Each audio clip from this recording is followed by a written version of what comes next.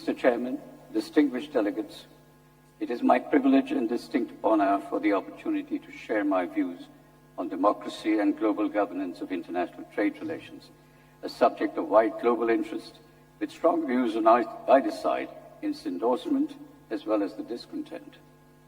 I'm humbled and extremely grateful to the Chinese Academy of Social Sciences, the top think tank of China, for inviting me to speak on this issue in this August assembly. The modern practice of democracy in nation-states has evolved over centuries. Though democracy as a system of government can be traced to ancient Greece, the modern form of parliamentary democracy can be traced to Britain in the early 19th century. Since then, the embrace of democratic governance by nations has been in some ways equated with the progress of modernity, first in Europe, then around the globe, and reaching Asian shores around the 20th century. In principle, the predominant view is that democracy is an ideal form of government. However, in practice, across countries and throughout history, democracy has evolved in various forms, often deviating from fundamental norms. Even in the best of times, democratic governance can be problematic when it comes to national level decision-making. Democracy is hardly perfect, making Winston Churchill once remark, democracy is the worst form of government except all the other forms that have been tried from time to time. Arguably, democracy is not the most efficient form of government. Valid critiques of democracy abound, particularly directed to the rule of majority. While the principle of one man, one vote sounds like the epitome of equality, the outcome of majority wins could be abused under a winner-take-all regime when it is possible for the system to morph into authoritarian rule of the majority. According to Pew Research, a highly rated independent research institution in the USA, roughly half the countries in the world are fully democratic, but many are flawed in various ways. Some are even being described as autocratic democracies. Sadly, objective research suggests that full democracies are in a minority. Global governance includes activity at the international, transnational, and regional levels, and refers to activities in the public and private sectors that transcend national boundaries. In its current conception, most often global governance implies democratic governance. Globalization and the future of the world economy decisively depends on how global challenges such as cyber risks, climate change, epidemics, and geopolitical conflicts are managed. No country can master these challenges alone. The globalized world economy needs global governance. By and large, democratic principles are applied in the governance of most multilateral or regional institutions where members are sovereign states. How well do they work? This has been a subject of great interest as the effectiveness of global or regional institutions are being judged by their ability to set meaningful agendas and reach agreement on them. The United Nations, of course, is the apex body whose system of governance has raised a lot of questions. Yet the ethos of basic equality among nations and peoples underlies the principles for most of its operations. For all its shortcomings, the UN is functioning fairly effectively for the good of humanity with democratic norms covering all its decision-making agencies. As a trade economist by specialization, my focus today is on the global governance of international trade relations, as can be found in the operation of the apex multilateral trading institution, the World Trade Organization, or WTO. My focus will be limited to the WTO, though it is important to reflect on the governance of several consequential regional trade organizations, such as RCEP in East Asia, NAFTA in the Americas, CPTPP in Asia Pacific, and so on, where again, democratic decision-making is the norm.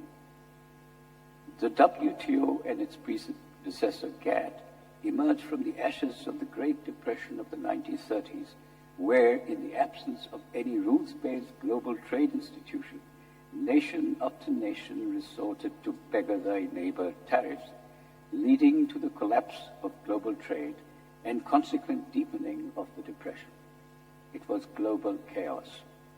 Such a catastrophe has to be prevented for the future. World leaders and leading economists of the world got together after World War II in Bretton Woods and launched several multilateral institutions, one of which, that is GATT, was missioned to reduce tariffs and facilitate world trade. It is a matter of record that GATT and its successor, WTO, have been instrumental in reducing trade barriers around the world, boosting trade growth for nearly 70 years, thereby fostering economic growth and lifting billions out of poverty.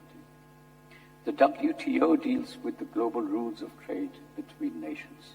Its main function is to ensure that trade flows as smoothly, predictably, and freely as possible. Over the past 70-plus years, WTO has been part of the legal and institutional framework to manage closer economic integration at the regional and global level, with responsibility for the governance of international trade relations. The approach of WTO is multilateralism through global governance. Global governance is described as globalization of local governance, that is, an extension of national governance. Therein lies the first problem of distance. WTO becomes a supranational agency for governing trade between nations. This could lead to a gap between local or national aspirations and interests and global decisions. Let me begin by saying that WTO is not a perfect multilateral institution, but if one reviews the progress in fulfilling its principal objectives, there is much to cheer. Though imperfect, a rules-based international trading system has evolved over the past 70 years after the Second World War. It was the multilateral trading system that brought order to a chaotic world. World average tariffs are now down to only 6%, and non-tariff barriers are down significantly, such that world trade grew faster than income growth for almost 60 of the past 70 years, implying that trade was a driver of global income growth and thereby poverty reduction as well. Finally, WTO's dispute settlement mechanism, DSM, with an appellate court, has been recognized as a jewel in its crown. Sadly, over the past decade, multilateralism per se, and trade multilateralism in particular, has been under serious threat. They say WTO is on a ventilator and it has to come out of it. The problem lies in its current system of governance. A prime example of this can be seen in the current state of the dispute settlement mechanism. It has an appeal court that is the final arbiter on trade disputes and which has become dysfunctional because 2 of its 3 judges retired in December 2020, and the US will not let them be replaced. And the court needs 3 judges to function. Though more than 100 members called for appointment of judges, the US alone said no. It's the only country that has objected at any stage during this standoff. But that works. A key facilitating aspect of the WTO multilateral system is trade negotiations. But the efficacy of the system has to be judged by looking at the process of reaching closure on any agenda. WTO decisions are taken by consensus. It is democratic governance in the extreme, unlike majority rule. There is also the single undertaking issue, which requires consensus on the whole package. Larger the package or agenda, greater the complexity and delay in reaching agreement. The history and record of Uruguay Round and Doha Round reveals much about the governance of WTO. One of the most important rounds of GATT negotiations was the Uruguay Round, which commenced in September 1986. After nearly 8 years of grueling negotiations, the conclusion of the Uruguay Round led to the establishment of the WTO. That was a turning point in the history of the multilateral trading system.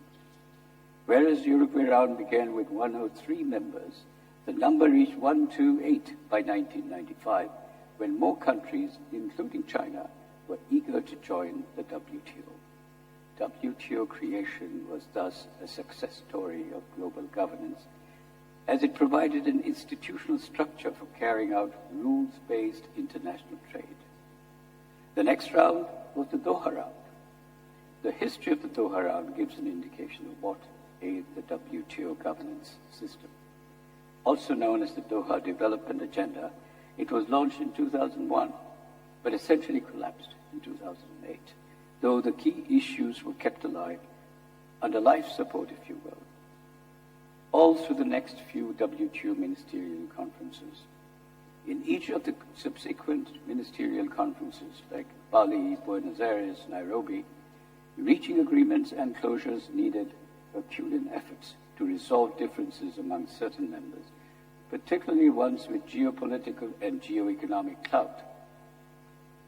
It became clear that agreement by consensus on a single undertaking, that is, the whole package, was a near impossible task.